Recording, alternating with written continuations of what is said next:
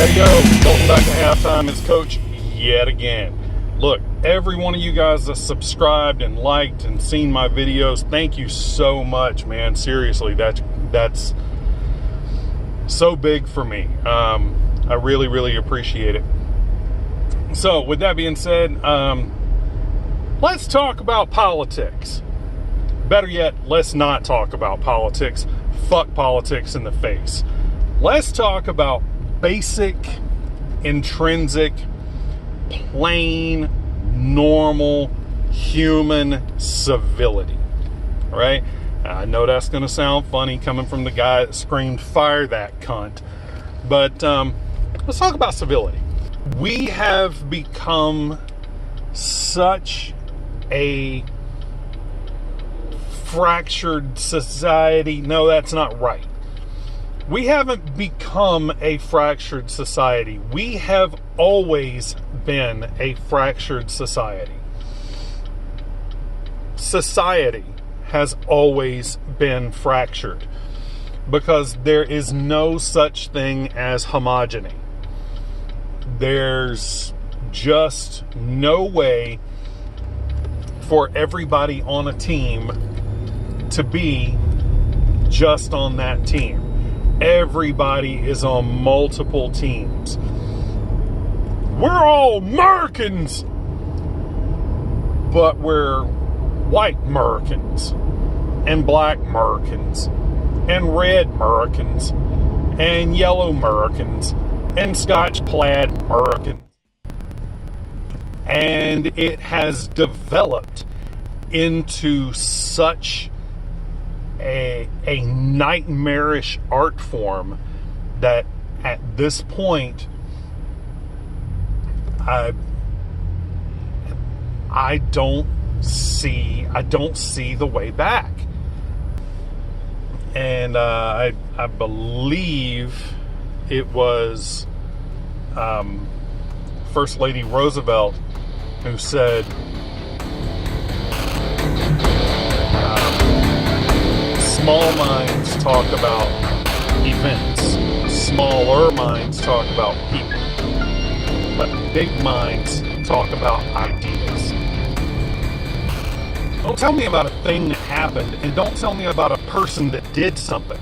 Tell me about the cultural paradigmic shift that allowed the thing to occur, and how we are going to attack that cultural norm, that paradigm, that basic belief, that inherent programming on the part of people who believe a thing that is so false as to be harmful to others.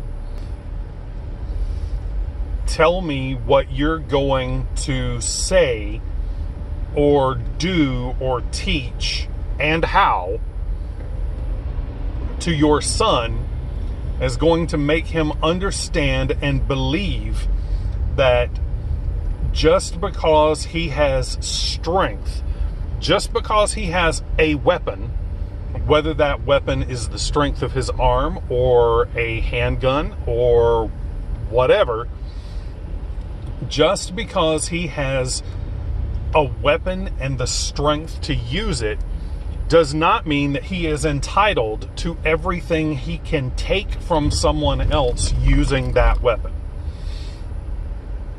If you have not somehow put the basic programming in your kid's head that it is wrong to take from other people by force, then you have failed as a parent, or as a church leader, or as a teacher, or as whatever. If you are responsible for the moral character of another human being, for teaching another human being what it is to be a human being, then you didn't teach it. You didn't teach it. You failed. learn to recognize some risk signs and get some help if you need it, man, because your kid who is not fully and appropriately educated is going to get killed knocking off a liquor store. Your kid who is not morally secure is going to wind up using the power and entitlement of those weapons to climb a ladder that's ultimately going to lead to a place where his indiscretions are going to be brought to light, highlighted, and used against him. Be above reproach. Everybody that's ever been in a room with you is prepared to say, no, he didn't. When he was exposed to a situation, he raised the issue and he didn't take advantage of it. He worked to correct it actively. We've gotten to a place where the phrase minimum business expectations has become commonplace and applicable to everything. Well, you can't convict a dude of rape because his dick was never in the victim. You can't prove that his dick was ever in the victim. I'm sorry, that's just not enough. That is not good enough. Maybe instead of saying, don't be a villain, we should say, do be a hero. If you want to be thought of as somebody or something special, then by God, be special. Step up. Do the thing. Don't just not do the other thing. Do the thing.